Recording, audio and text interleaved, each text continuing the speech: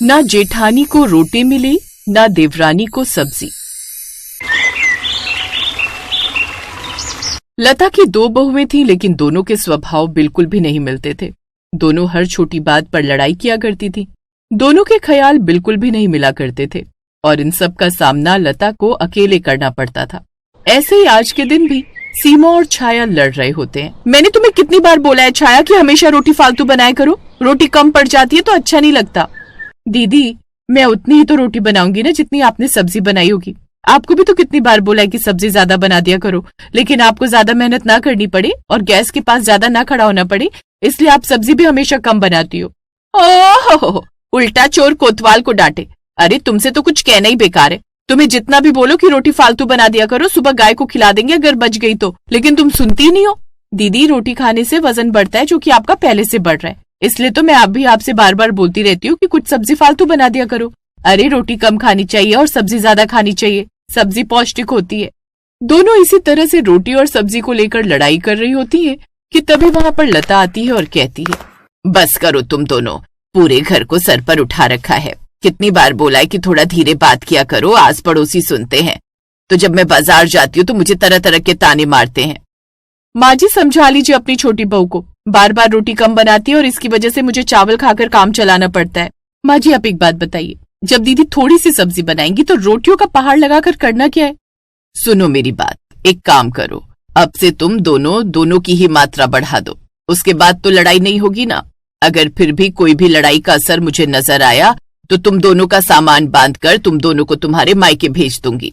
लता ये बोलकर वहां से चली जाती है। दोनों ही बहुएं लता के फैसले से संतुष्ट हो जाती हैं।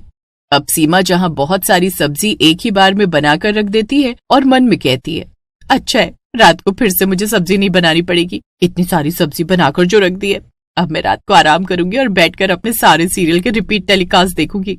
वहीं दूसरी तरफ छाया भी थोड़ी देर में रसोई में जाती है और बहुत सारा आटा एक ही बार में तैयार करके बहुत सारी रोटियां बनाने लगती है और खुद से कहती है, मेरी जेठानी सारा दिन रोटी रोटी करती रहती है ना, अब इतनी सारी रोटी बनाकर रख दी है कि अगर 2 दिन तक खाएंगी ना तो भी कम नहीं पड़ेगी। अब देखते हैं वो किस बहाने से लड़ाई करती हैं।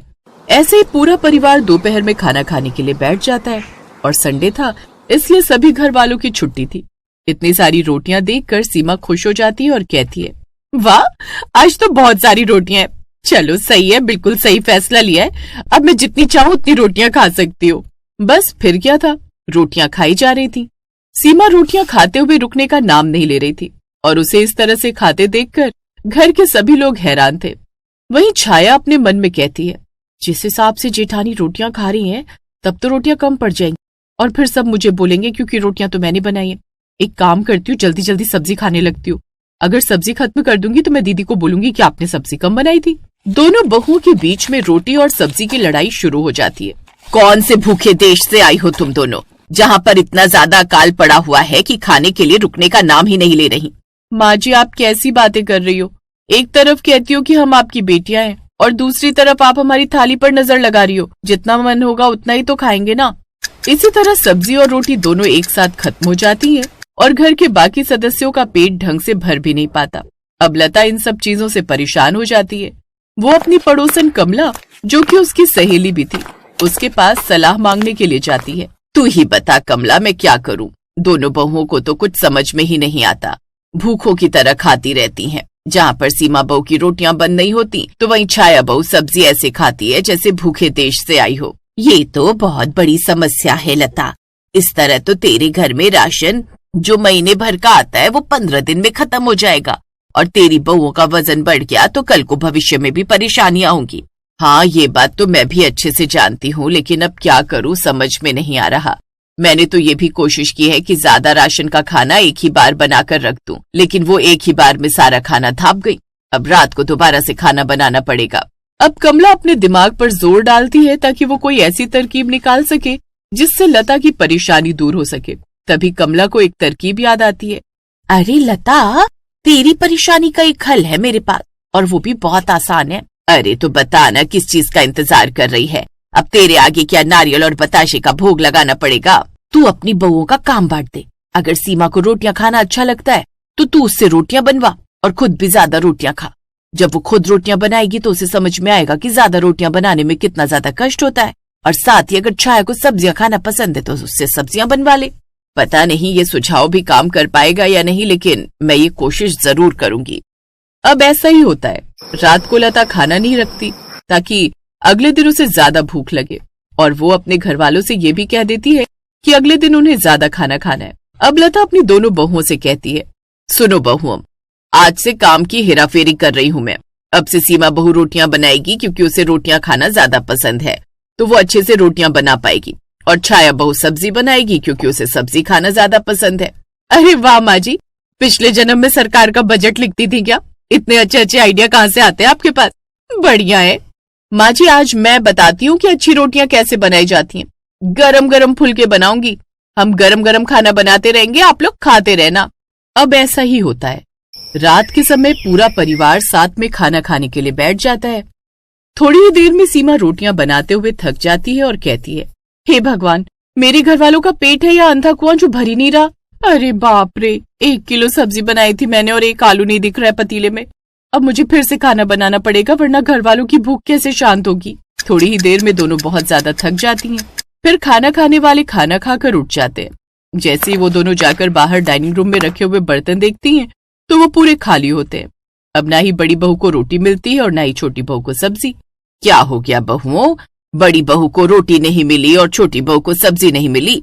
कोई बात नहीं, मैं तुम्हारे लिए बाहर से मंगवा देती हूँ। रहने दीजिए माँ जी, मेरा तो रोटियां बना बनाकर मन ही भर गया। अब समझ में आया कि छाया को कितनी परेशानी होती थी जब मैं फालतू रोटी खाती थी। हाँ माँ जी, सब्जियां बना बनाकर उसके मसाले की खुशबू से मेरा तो पेट ही भर गया, वो भी बिना कुछ खाए। अब मुझे दीदी का दुख समझ में आ रहा है, और वैसे भी ज्यादा खाना तो सेहत को नुकसान करता है ना।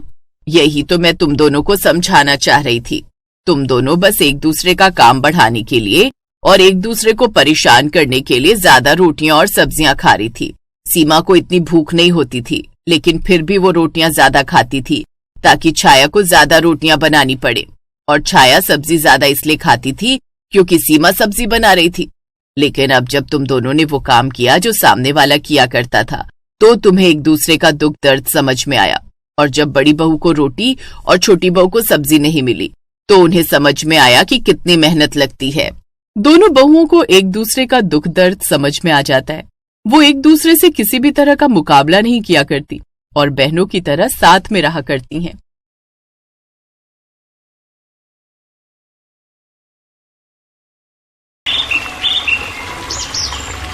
सुमन और सारिका रसोई में हंसते हुए खाना बना रही होती हैं। दोनों थी तो देवरानी जेठानी, लेकिन दोनों के बीच में बहुत प्यार था। लेकिन तभी रसोई के अंदर उनके साथ लता आती है और दोनों पर गुस्सा करने लगती है। ये सब क्या है बहुओं? तुम्हें कितनी बार बोला है कि रसोई में काम किया करो तो सर पर घूंघट रख लिया करो, लेकिन तुम्हें एक ही बार में कोई बात समझ नहीं आती जब तक कि तुम्हें ताना न दिया जाए। लगता है कि तुम्हारे माँ बाप से तुम्हारी शिकायत करनी पड़ेगी। माँ जी, आप कैसी बातें कर रही हैं? हर छोटी चीज पर आप हमारे माँ बाप को क्यों लेकर आ जाती हैं? रसोई में कोई नहीं था और खाना बनाने में दिक्कत हो रही थी, इसलिए हमने घूंघट हटा लिया। अगर हम घूंघट रखते और मसाले में गड़बड़ी हो जाती तो भी आप हमें ही सुनाती। हाँ माँ जी, कल भी जब कड़ी की सब्जी में थोड़ा सा नमक ज्यादा हो गया था तो आपने हमें कितना सुनाया था, और अभी तो कमरे में कोई नहीं था, इसलिए हमने घूंघट हटा लिया। बहुओं, मैंने तुम्हें बोला है कि जब तुम अपना कमरा बंद करके बैठी होगी, सिर्फ तभी तुम अपना घूंघट हटा सकती हो। तुम्हें इतनी सी बात भी समझ में नहीं आती है? दोनों बहुएं बिना बहस के घूंघट लेती हैं और काम करने लगती हैं, लेकिन दोनों बहुत ज्यादा उदास हो जाती हैं। पर वो बेचारी अपनी सास के आगे क्या ही बोल पाती। ऐसे कुछ दिन गुजरते हैं और एक दिन सारिका अपने कमरे में उदास बैठी होती है। सुमन अंदर आती है। क्या बात है भाभी, आप बहुत ज्यादा उदास नजर आ रही हैं। रोज तो आपका चेहरा खिला हुआ रहता है। सब कुछ ठीक तो है ना? कुछ भी ठीक नहीं है सुमन। तुम्हें पता है, कुछ दिनों पहले अखबार में एक विज्ञापन आया था। एक कुकिंग का कंपटीशन होने वाला है जयपुर में, और मैंने मजे मजे में उसमें अपना नाम दे दिया था, और तुम्हें पता है मेरा सिलेक्शन हो गया है। तो भाभी, इसमें तो आपको खुश होना चाहिए ना, तो उदास होने वाली कौन सी बात है? चलिए चलकर ये बात माँ जी को बताते, वो भी बहुत खुश हो जाएंगी। कैसी बात करती हो? जो सास हमें सर से घूंघट भी नहीं हटाने देती, वो मुझे कंपटीशन में जाकर भाग लेने देगी? ऐसा कभी नहीं हो सकता। तो आप ही बताइए भाभी, अगर आपके दिमाग में कोई भी तरकीब है जिससे आप इस कंपटीशन में भाग ले सके, तो मैं आपका साथ देने को तैयार हूँ। सारिका को बहुत ज्यादा खुशी होती है कि उसकी देवरानी इस परेशानी में उसका साथ देने के लिए तैयार है। थोड़ी देर सारिका कुछ सोचने लगती है। एक तरकीब हो सकती है बहन, अगर तुम मेरा साथ देने को तैयार हो। हम दोनों माँ जी के आगे बहुत बड़ा झगड़ा करते हैं और उसके बाद हम दोनों अपना अपना काम बांट लेंगे। दोपहर का काम मैं करूंगी क्योंकि मैं जेठानी हूँ, और रात का तुम करना। वैसे भी घूंघट में क्या ही पता चल रहा है कि घर में कौन काम कर रहा है, और मैं बस 2 दिन में जयपुर के कंपटीशन में भाग लेकर घर आ जाऊंगी। ना दीदी ना, इसमें तो बहुत रिस्क है। अगर माँ जी को पता चल गया कि घूंघट के अंदर देवरानी जेठानी दोनों एक ही हैं, तो कोई दिक्कत नहीं होगी सुमन। बस तुम्हें दोपहर की जेठानी और रात को देवरानी बनना है। वैसे भी 2 दिन की बात है, तुम्हें बस कम से कम जवाब देना है ताकि माँ जी आवाज ना पहचान पाए। भाभी वैसे तो जो आप बोल रही हैं ना, वो करने में बहुत ज्यादा रिस्क है, लेकिन मैं आपके लिए इतना तो कर ही सकती हूँ। माँ जी आपकी फीलिंग्स को ना समझती हैं तो क्या हुआ, मैं बहुत अच्छे से समझ सकती हूँ। मैं जानती थी सुमन कि माँ जी मेरी बात समझे या ना समझे, लेकिन तुम मेरी बात जरूर समझोगी। तुम मेरी देवरानी नहीं, बिल्कुल मेरी बहन जैसी हो, सच में। तो कल से ही हम अपने प्लान को शुरू कर। अगले दिन सुबह रसोई में दोनों बहुएं घूंघट में काम करते हुए बहस शुरू करती हैं। वो इतनी जोर से चिल्ला रही थी कि बाहर ड्राइंग रूम में बैठे हुए लता के पास भी उनका शोर जाए। लता उन दोनों की लड़ाई सुन लेती है। ये क्या तरीका है सुमन, मैंने तुम्हें कितनी बार कहा है कि सुबह की सब्जी में हल्दी कम डाला करो। तुम्हें तो मेरी कोई बात माननी ही नहीं है। फिर बेकार में तुम्हारी वजह से माँ जी मुझे सुनाएंगी कि मुझे खाना बनाना नहीं आता, जबकि सारी गलती तुम्हारी होती है। ज्यादा हल्दी डालने से सब्जी कड़वी हो जाती है। भाभी आप हमेशा मुझ पर ही क्यों चिल्लाती हैं? आपकी सब्जी में रोज कुछ ना कुछ गड़बड़ होती है और मेरा नाम लगता है। मैं अब सिर्फ रात का खाना बनाऊंगी, दोपहर का काम आप संभालिए। हाँ ठीक है, लेकिन जिस समय मैं काम करूंगी मुझे तुम यहाँ नजर नहीं आनी चाहिए, और तुम काम करोगे उस समय मैं तुम्हारे आसपास भी नहीं आऊंगी। अब लता से अपनी दोनों बहुओं को लड़ते हुए देखकर रहा नहीं जाता, और वो दोनों के पास में आती है और गुस्से में दोनों को ही आंखें दिखाते हुए कहती है, बस तुम दोनों चुप हो जाओ। सुबह सुबह ये कौन सा झगड़ा शुरू कर दिया है सुमन? तुम छोटी हो, तुम्हारी आवाज इतनी तेज क्यों है? सारिका तुम बड़ी हो, तुम्हें छोटी को समझाना चाहिए था। ठीक है, आज से दोपहर का सारा काम सारिका करेगी और रात का सारा काम सुमन करेगी। और हाँ, काम चाहे कोई भी करे, घूंघट सर पर से नहीं हटना चाहिए। दोनों बहुत ज्यादा खुश थी क्योंकि उनका प्लान कामयाब हो गया था। उसी रात सारिका चुपके से निकल जाती है। अगले 2 दिन सुमन बारी बारी से दोनों का रोल निभाती है। सुमन जेठानी के रोल में घूंघट में रहती है और पूरे घर का काम कर रही होती है कि तभी लता बोलती है, बहू मेरी चाय लेकर नहीं आई तू। कितनी देर लगेगी तुझे 1 कप चाय लाने के लिए? हाँ माँ जी अभी लाती हूँ, बस 5 मिनट और रुक जाइए, उसके बाद आपको बढ़िया से चाय नाश्ते के साथ आएगी। थोड़ी देर बाद खाने का समय हो जाता है और बेचारी सुमन अकेले काम कर रही थी, इसलिए उसे खाना बनाने में भी देर लगती है, और लता फिर से उस पर चिल्लाती है, अरे बहू आज खाना बनाकर देगी या नहीं? कितनी देर लग रही है तुझे खाना बनाने में? आज जेठानी जी को क्या हुआ, इतना समय क्यों लग रहा है? कहीं तबीयत तो ठीक है? रात में सुमन देवरानी के रूप में अपनी असली आवाज में रहती है। बहुत मेहनत से खाना बनाया था, इसलिए खाना स्वादिष्ट बनता है। हाँ, सुमन का हाथ रात के खाने में अच्छा बैठता है। दोपहर में जेठानी तो बस काम टालती है। लगता है वो अभी भी देवरानी से गुस्सा है। कोई बात नहीं, सब ठीक हो जाएगा।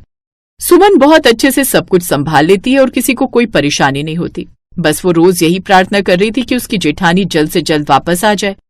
ऐसे ही ठीक ठाक दिन बीत जाते हैं। ठीक 2 दिन बाद दरवाजे पर दस्तक होती है। सुमन दरवाजा खोलती है और सारिका को गले लगाती है। जीत गई सुमन, मैंने फर्स्ट प्राइज जीत लिया। ये सब कुछ तेरी वजह से हो पाया मेरी बहन। अगर तू ना होती तो मैं इस कंपटीशन में पार्टिसिपेट ही नहीं कर पाती। लता को अपने कमरे से कुछ अजीब सा शोर सुनाई देता है। लता घूंघट संभाले हुए बाहर आती है। कौन आया है सुमन? और तुम इतनी रात के समय इतनी खुश क्यों हो? और ये कौन है? हमारे घर तो कोई मेहमान नहीं आने वाला था। सारिका घूंघट हटाकर लता के पैर छू लेती है। उसके चेहरे पर खुशी थी जैसे उसने दुनिया जीत ली हो। माँ जी मैं हूँ सारिका, मैं जयपुर कुकिंग कंपटीशन जीत कर आई हूँ। सारिका तू तो अपने कमरे में सो रही थी ना, फिर तू बाहर से कैसे आई? और कौन सा कंपटीशन जीत लिया तूने? और तू जयपुर कब गई और ये सब क्यों किया तूने? आपके डर की वजह से छुपा कर किया है, और मैंने ये सब इसलिए किया क्योंकि मुझे पता था कि आप मुझे घूंघट की वजह से जाने नहीं देंगी। जब आप अपनी बहू को घूंघट नहीं हटाने देती तो जयपुर जाकर कंपटीशन में पार्टिसिपेट कैसे करने देती? तो पिछले 2 दिन से दोपहर का काम कौन कर रहा था? अच्छा, इसका मतलब सुमन ही दोपहर की जेठानी और रात की देवरानी बनी हुई थी, और तुम दोनों ने झूठ बोला। सुमन आगे बढ़कर अपना घूंघट हटाती है उसके चेहरे पर शर्मिंदगी थी। वो उदास आवाज में कहती है, हाँ माँ जी, हमने झूठ बोला, लेकिन सिर्फ इसलिए ताकि सारिका दीदी का सपना पूरा हो सके।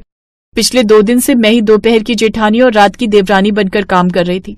हमारा मकसद आपको दुख पहुंचाना नहीं था, बस आपकी पुरानी सोच के कारण हमने ये रास्ता अपनाया। लता दोनों बहुओं को देखती है। उनकी आंखों में गुस्सा नहीं बल्कि गर्व और प्यार झलकता है। एहसास होता है कि वो सच में अपने घमंड की वजह से अपनी बहू की कला को छुपा रही थी। चलो अंदर आओ, तुम दोनों ने मुझे हरा दिया। और हाँ सारिका, बधाई हो, मुझे बहुत गर्व है। और हाँ, आज से तुम दोनों को रसोई में काम करते हुए घूंघट लेने की जरूरत नहीं है, बस बाहर, जब मैं घर पर ना हूं तब पहन लेना। लता की ये बात सुनकर उसकी दोनों बहुएं भी खुश हो जाती हैं, जिसके बाद लता भी अपनी सोच पूरी तरह से बदल देती है।